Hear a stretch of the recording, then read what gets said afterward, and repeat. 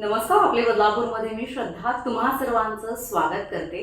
खरं तर वित्तमंत्री निर्मला सीतारामन यांच्या उपस्थितीत नुकताच लोकसभेत अर्थसंकल्प सादर करण्यात आलेला आहे आणि आज याच अर्थसंकल्पावरती आपण चर्चा करणार आहोत.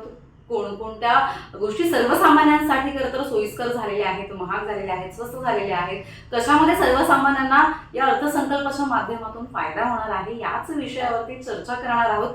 खरं तर आजच्या या चर्चेमध्ये आपल्या बदलापूर शहरातील एक अभ्यासू व्यक्तिमत्व आपल्या सोबत असणार आहे. बऱ्याच विषयांवरती खरं तर आपण त्यांच्याशी नेहमीच चर्चा करत असतो. खूप अभ्यासाचे मुद्दे असतात, खूप अभ्यासाचे महत्त्वाचे मुद्दे असतात जे आपण त्यांच्याशी चर्चा करत असतो. आज पुन्हा एकदा अर्थात अर्थसंकल्प नुकताच सादर करण्यात आलेला आहे आणि याच विषयावर आपण चर्चा करणार आहोत. तर सर्वप्रथम स्वागत आहे तुमचं आपल्या बदलापूरमध्ये. काय सांगाल? खरं तर बरेच असे निर्णय घेण्यात आलेले आहेत. तर सर्वसामान्यांसाठी काय अर्थसंकल्पाने दिलेले आहे तुमच्या मते? मग बरेच असे विषय आहेत, युवकांसाठी योजना आहेत, महिलांसाठी आहेत, या विषयावर आपण चर्चा करू. पण सुरुवातीलाच काय सांगाल या आजच्या अर्थसंकल्पाबद्दल? सर्वप्रथम तुमच्या चॅनलने आज ही चर्चा आयोजित केली त्याबद्दल तुमच्या चॅनलचं मनापासून अभिनंदन करतो आणि आभार व्यक्त करतो.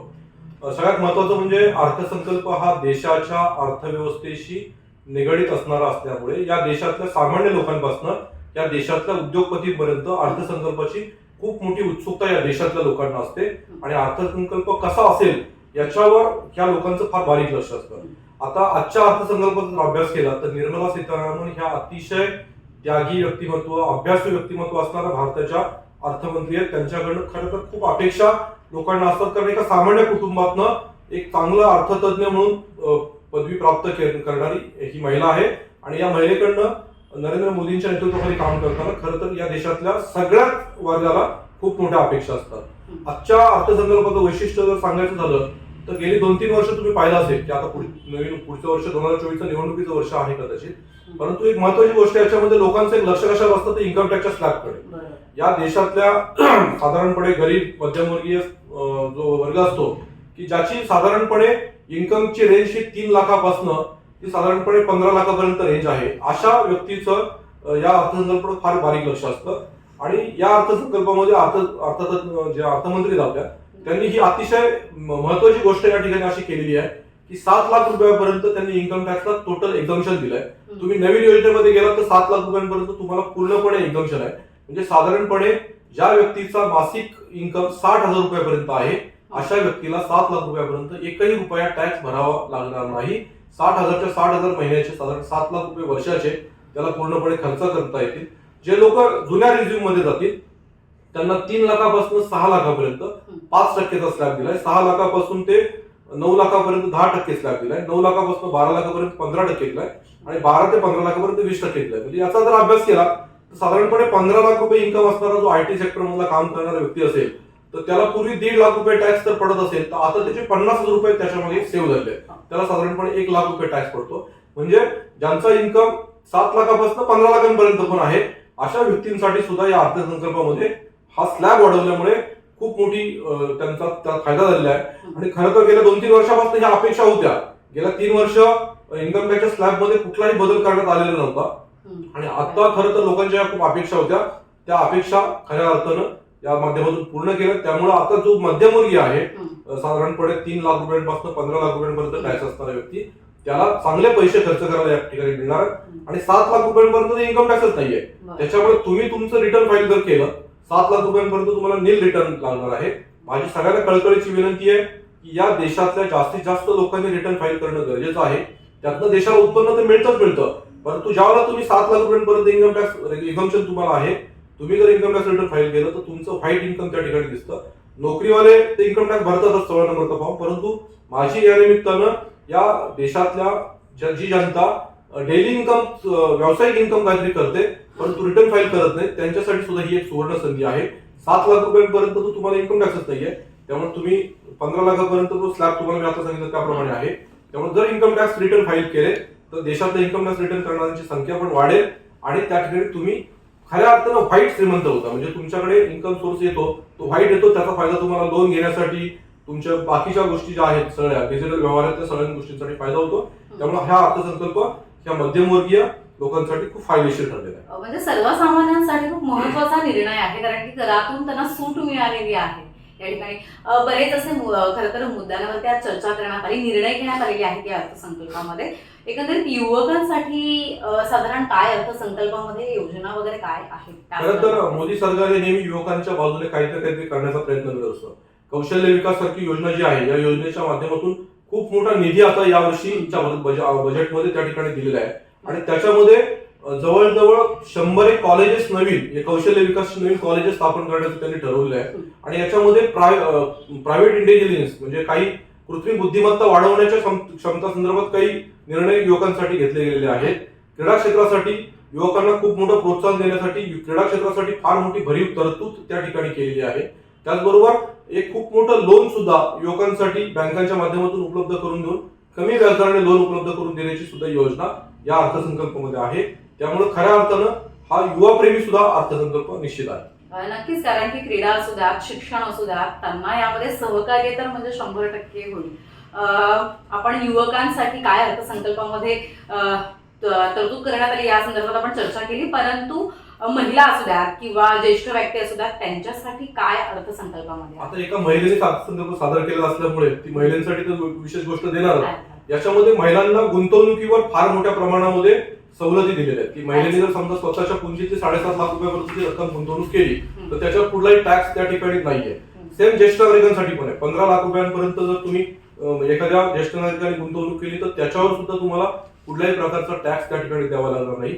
महिलांचे रोजगार निर्मितीसाठी एक फार मोठा निधी ग्रामीण विकास मंत्रालयाला या माध्यमातून देण्यात आलेला आहे. त्यामुळे ग्रामीण भागातल्या ज्या महिला आहेत ज्यांच्याकडे काहीतरी कौशल्य आहे काम करण्याचं त्यांना फार मोठ्या प्रमाणामध्ये निधी या अर्थसंकल्पामध्ये या महिला अर्थमंत्र्यांनी दिलेला आहे. त्याच्याबरोबर लोन सुद्धा बँकांचं लोन जे आहे त्यांना अतिशय सुलभ पद्धतीने महिला ज्या आहेत त्या महिलांना लोन देण्याची सुद्धा तरतूद या अर्थसंकल्पामध्ये केलेली आहे. त्यामुळे महिलांसाठी सुद्धा विशेष तरतूद या अर्थसंकल्पामध्ये केलेली आहे. हळूहळू सविस्तर त्याच्यासाठी येणाऱ्या सगळ्या सविस्तर गोष्टी काही चर्चांमध्ये तुम्हाला सगळ्या माहिती होतील. आज आपण छोट्या चर्चेमध्ये सगळ्या गोष्टी सांगू शकत नाही, परंतु महिलांसाठी आतापर्यंतच्या अर्थसंकल्पामध्ये ज्या काही तरतुदी करत होत्या त्याच्यापेक्षा जास्त तरतूद निश्चित महिला आणि ज्येष्ठ नागरिक या दोन्ही घटकांसाठी अर्थसंकल्पामध्ये करण्यात आली. खरं तर बचत गटाच्या माध्यमातून सुद्धा बऱ्याच योजना ज्या आहेत त्या महिलांना कनेक्ट झाल्या होत्या आणि आता सुद्धा यंदाच्या अर्थसंकल्पामध्ये सुद्धा बऱ्याच गुंतवणूक ज्या आहेत महिला करू शकतात. स्वतःचा व्यवसाय वगैरे जे काही ऑप्शन्स त्यांच्या समोर असतील ते करण्यासाठी कुठेतरी एक संधी त्यांना या ठिकाणी मिळणार आहे. तरुणांसाठी असू द्यात किंवा ज्येष्ठ नागरिकांसाठी असू द्यात किंवा महिलांसाठी असू द्यात, अर्थसंकल्पामध्ये काय देण्यात आलं आपण या संदर्भात चर्चा केली. खरं तर शेतकऱ्यांसाठी सुद्धा डिजिटल प्लॅटफॉर्म उभारणार असल्याचं या अर्थसंकल्पामध्ये सांगण्यात आलेलं आहे आणि बरेच असे उपयोगात येतील असे निर्णय या अर्थसंकल्पामध्ये घेण्यात आलेले आहेत. माझा पुढचा प्रश्न असा आहे की शहराच्या विकास योजनेसाठी म्हणजे काय काय करता येणार आहे अर्थसंकल्पामध्ये? तुम्ही विचार केला तर देशाच्या जवळजवळ 40% क्षेत्राचा तर नागरीकरण झालं आहे आणि त्याच्यामुळे मोदी सरकार 2014 सालापासून आलं तेव्हापासून अमृत योजना असेल किंवा वेगवेगळ्या योजना असतील, स्मार्ट सिटी योजना असतील, या योजनांसाठी केंद्र सरकारच्या वतीने कोट्यवधी रुपयांचा लाखो कोटी रुपयांचा निधी त्या ठिकाणी देण्यात आलेला आहे.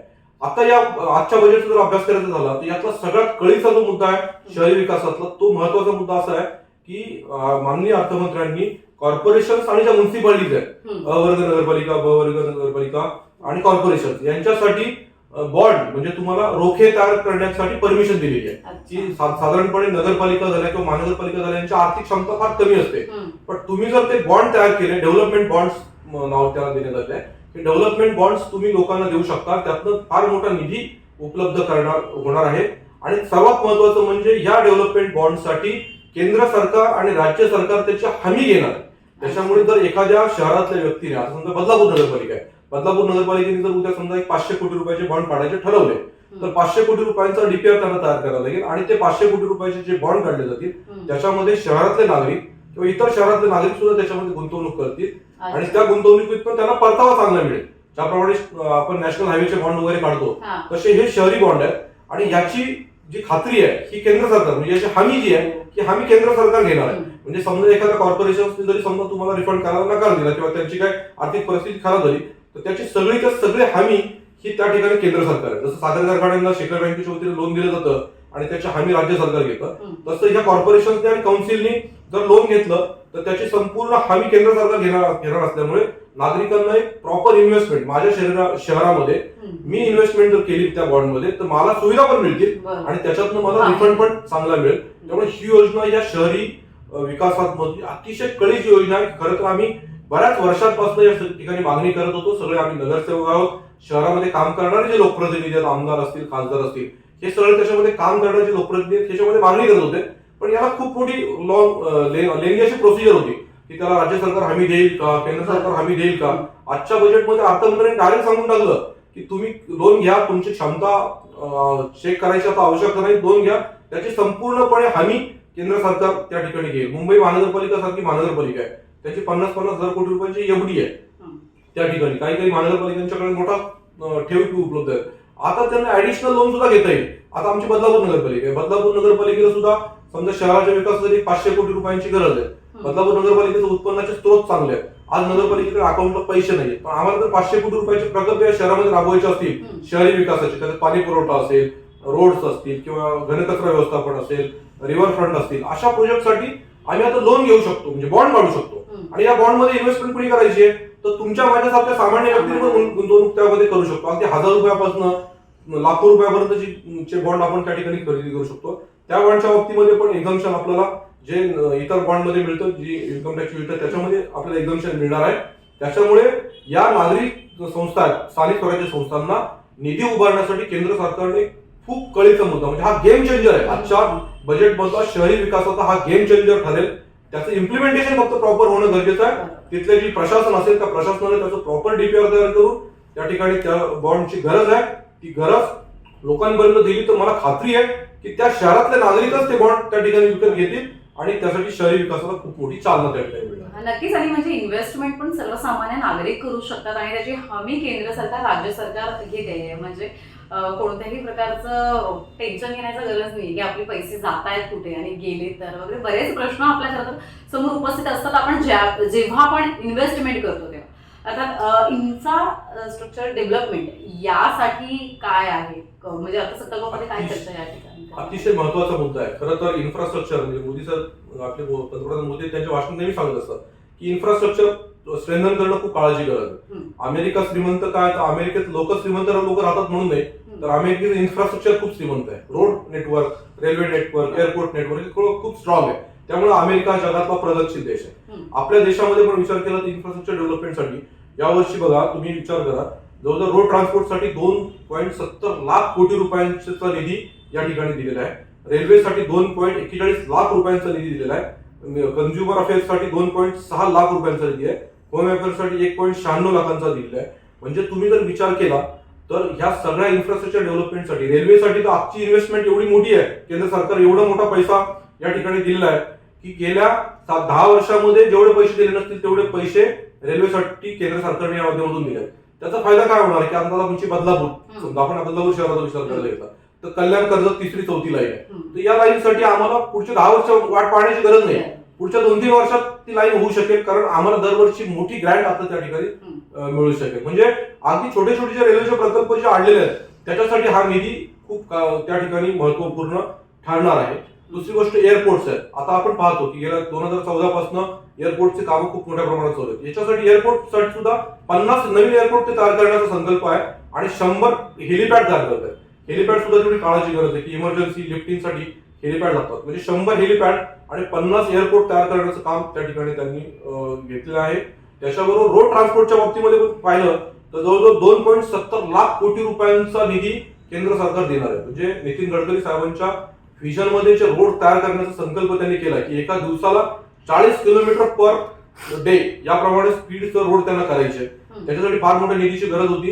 आज 2.70 लाख कोटी रुपये निधी या रोड ट्रान्सपोर्टेशनसाठी दिलेला आहे. त्याच्यामुळे या देशातले नॅशनल हायवेज, या देशातले मोठमोठे उड्डाण पूल हे सगळे यातून तयार होणार आहे. बदलापूरचं उदाहरण सांगायचं झालं तर बदलापूर मधून आता नवीन बडोदा एक्सप्रेस जातोय. तो जो जयंतपेटी पासून विरार आणि पुढे बडोदा आणि दिल्ली, तो मुंबई दिल्ली एक्सप्रेस हायवे कसा आहे तो पार्ट आहे.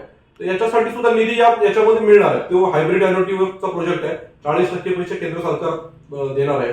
म्हणजे त्याच्यासाठी जर या बजेटमध्ये निधी उपलब्ध झाला तर आपल्याला त्याची जी कम्प्लिशन डेट डिसेंबर 2025 असेल तर कदाचित तो त्याच्या अगोदर 6 महिने लवकर पूर्ण होईल. त्याचा फायदा आपल्याला होईल की आपल्याला सगळ्या कनेक्टिव्हिटी, जवळच्या कनेक्टिव्हिटी त्या ठिकाणी मिळतील.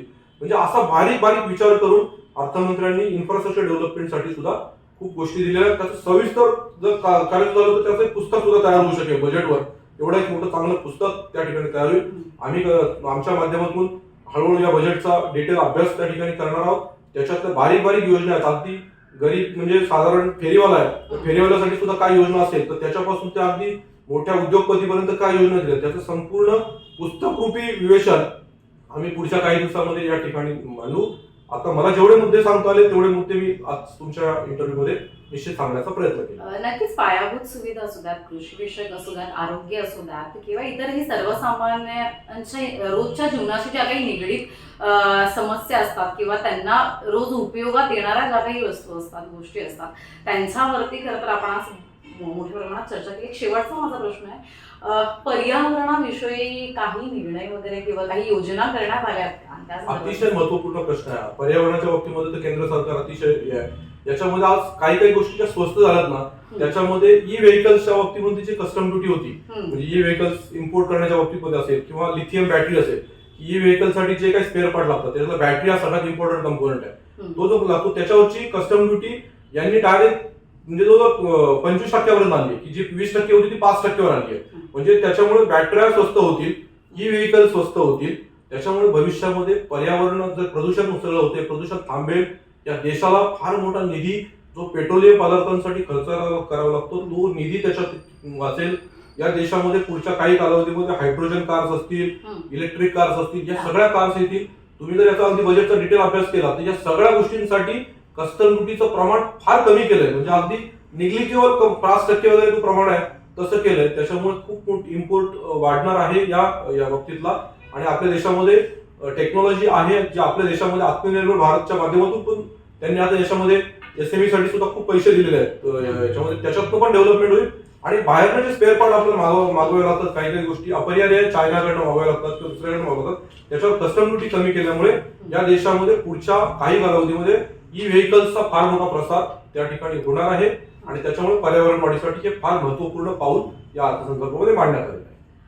नक्कीच. तर आजच्या या आपल्या चर्चेमध्ये आपण अर्थसंकल्पाने आपल्याला काय दिलेले आहे ते आपण थोडक्यात माहिती घेतलेली आहे. आणि यामध्ये सगळ्यात महत्त्वाचे मुद्दे म्हणजे सर्वसामान्य नागरिक जे आहेत त्यांच्या जीवनाशी निगडीत ज्या काही वस्तू आहेत किंवा ज्या काही योजना आहेत त्या सर्वसामान्यांच्या निगडीत असणाऱ्या योजनांची आपण अधिक माहिती घेतलेली आहे. त्यामध्ये बरेच असे मुद्दे म्हणजे महिलांपासून असू द्यात, ज्येष्ठ नागरिक असू द्यात, युवक असू द्यात, रेल्वे सगळ्यात महत्त्वाचा मुद्दा. रेल्वेसाठी सुद्धा बराच निधी जो आहे तो या ठिकाणी देण्यात आलेला आहे केंद्र सरकारकडून.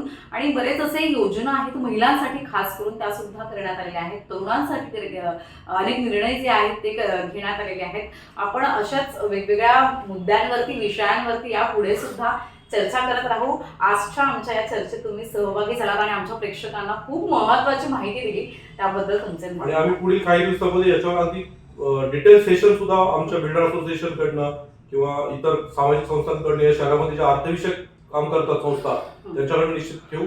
आपण मुलाखत घेतली. धन्यवाद.